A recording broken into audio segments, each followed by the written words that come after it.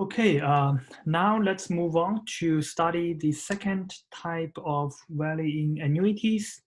Um, with, with everything we learned from the first type, the second one becomes a lot easier. Okay, so everything is pretty much the same, except now the payments are moved forward by one period or by 1 year. So when we have increasing annuity due, the first payment is made at time 0. The second one is time 1. So at time n, the payments would be, or at time I, the payments would be I plus 1. Okay. So as usual, it's a good idea to write down all the payments. Okay. The first payment, $1 is here. The second, $2 is at the end of year 1. Then you have $3 at the end of year 2, goes on. The last payment is at the end or at the beginning of year n. Okay, so annuity due is always made at the beginning of that year, right? So for instance, the last payment is made at the beginning of year n. That means it is at the end of year n-1. That's why we always label it at actually ahead, right? We don't label it at n because, as I mentioned, on our timeline, so the time value refers to the end of that year, but all the payments of annuity due are made at the beginning of each year. So that's why it is the end of the previous year, right? So the summation becomes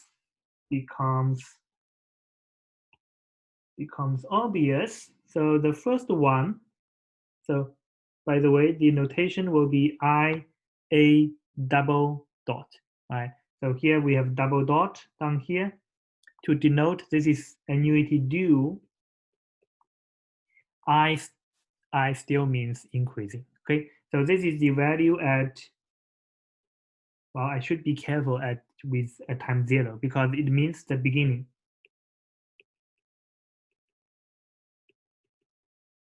So it is always the starting time or the beginning time point of the annuity we are talking about.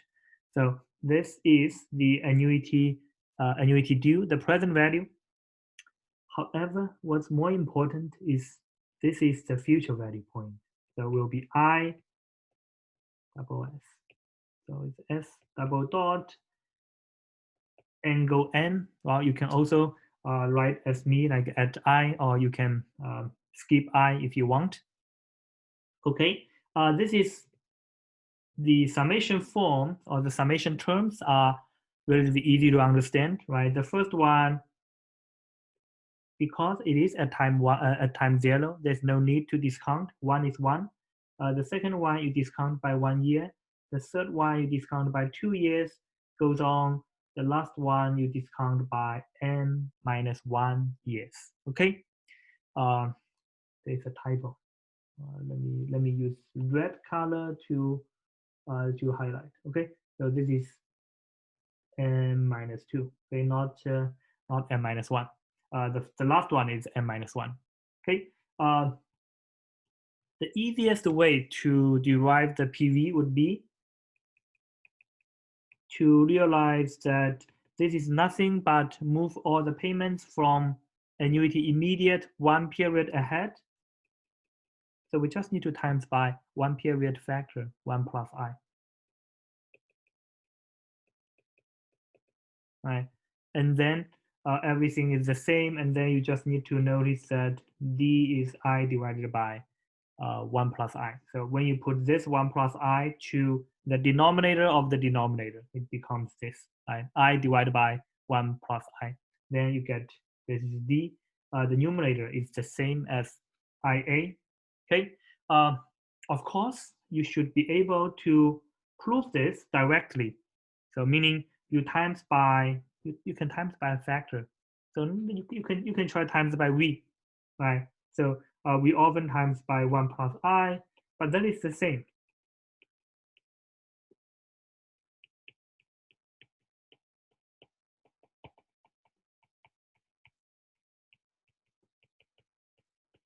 Okay, then we do subtraction, right? By now you should know how you should subtract, right? So you should use this minus this minus this. Right? So you move one position, right? So the second one minus the first, the third one minus the second, etc. So you will be able to prove this result. I will leave that to you. Okay. Next, let's do an example. So again, for all those examples, the computation part is not that important. What's important is to decompose the payments and to study what would be the new annuities you'd like to use to help you identify if you want to use formula, right? Here, example 3.4, determine the present value at time 0. So that's good thing. We want to know the PV at time 0. We have $75 at time 0. We have $80 at time 1. We have $85 at time 2. Goes on, okay, up to 175 at time 20 years. I is 4%. We want to know the PV. So obviously this is not a standard increasing annuity due. Obviously you can't get this to 1, this to 2, right? There's no way. We need to decompose the payments. The increment is 5, so you know what you need, right? So we can repackage this as 5 plus 70. This becomes 5 times 2 plus 70. This becomes 5 times 3 plus 70. Goes on. And finally, we have this is 5 times 21. Okay? So from here, n is 21 because there are 21 payments. The first one is at 0. Then you have 1, 2, all the way to 20, right? From 1 to 20, you have 20. And plus 0, you have 21 payments, right? So that helps you identify the number of n. So we have 70 as the level annuities, and we want to know the present value. This is obviously a annuity due because the first payment is at time 0. By the way, it only depends how you see the timeline, right? I mean, I can ignore the first payment and write it in a different way, then I get annuity immediate. So it's a relative concept. Okay, so this takes care of the level 70s, and then I have increasing annuity due. I have 21 of them at interest rate I. That's it, right? So for this one, right, I can further write it as, well, how about this? I put a bracket. Okay, I have 70 at time 0. Okay, I take it out. So if I exclude the first 70, which I already write it down, then how many payments I have? I have 20 payments, 20 equal payments of $70 with the first one made at the end of year 1, right? Because I already exclude the first one. So it's no longer at the beginning, it becomes to the end. See that? So this is the same. Of course, I need to put 70, right? So this is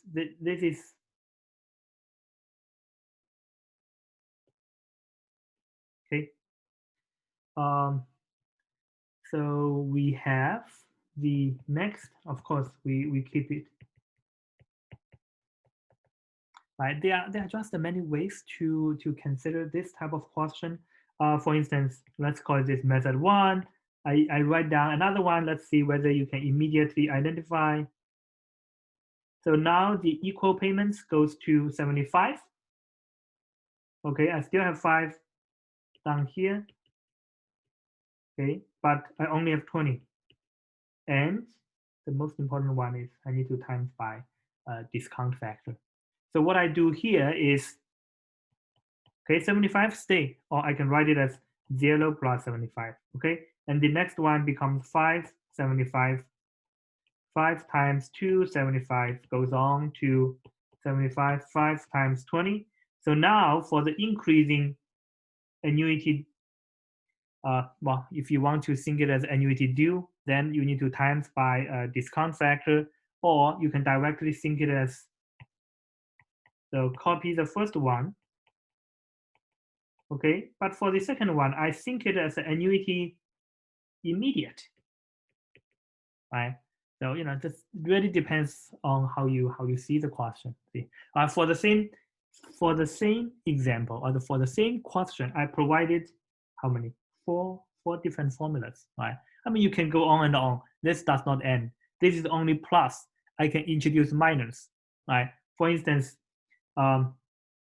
you can write this as 80 minus 5, right? And oh no, you should use the biggest one minus it, right? So it's very different ways to break this, right? So you can go to let me use a different color. I don't want to confuse you. So let's say 75, you can write it negative 5 and 80, right? And then the 80, you can write it 0, 80. And 85, you can write it 5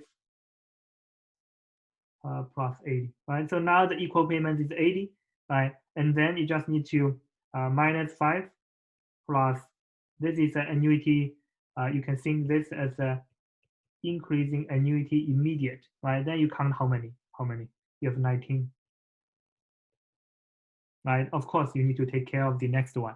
So it goes forever, right? The number of decompositions, you can go on, and it will not end. So that's why the most important thing is for you to really understand how you decompose the payments, not memorizing a debt formula. Okay. Once we know the present value, the future value, it's trivial, right? All you need to do is to times by the accumulation factor. One thing I need to mention is the future value is actually at time point n. So that is the most important thing. So it is at this point, not at n minus 1. Okay. So as long as you know that, this part is easy. You can also apply the standard mathematical idea to proof, meaning you can times by 1 plus I on both sides. First of all, you can write down, okay, this result, right? So if you go back to the this timeline, the first one need to go all the way to n. So you need to accumulate n years. So the first one needs to accumulate n years. The second payment accumulates 1 year less. So it's n minus 1, goes on until the last one, which accumulates only 1 year. Right? And then you can times by 1 plus I on both sides and do the usual subtraction, right? The second term minus the first, the third minus the second, etc. You will be able to prove this formula as well. We apply the same idea, repeatedly. So as long as you understand one, everything else can be obtained in a similar way. So of course, we also have increasing perpetuity due. All you need to do is to take n to infinity. Okay. Remember what we used to have, right? The numerator is the same as perpetuity immediate. So eventually you will get 1 plus I divided by I. So for the perpetuity immediate, you divide by another I. Now you divide by another D. Right. So if you recall, D is nothing but I over 1 plus I. So this can be written as 1 over D, so it's 1 over D squared. So this is to take the limit, right? But also, this is the summation form, right? Apply the usual trick, times by 1 plus I on both sides, do a geometric, right? So you get the same result. One thing I put it here to compare two pairs. So basically, I want you to write down the formulas and to see what is the difference. In particular, focus on the denominator. So what's the denominator? Okay, the denominator is something you need to pay attention to in those two cases. The examples are really easy. So since we have the textbook, please complete those straightforward examples on your own. I will stop here. In the next video, we will study decreasing annuities.